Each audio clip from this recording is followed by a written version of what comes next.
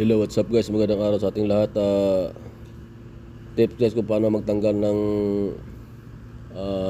tail light ng Honda Accord. Ganito lang guys, tanggalin mo yung dalawang bolt sa likod. Una pa na ito, may cover ito. So tanggalin natin yung dalawang bolt, tapos sabay kunting sikwat-sikwat kasi may dalawang dowel ito sa sa gilid eh. Kunti lang guys, sikwat-sikwat lang ganun. Palabas. Huwag pahila, patras. Palabas talaga, pagilid.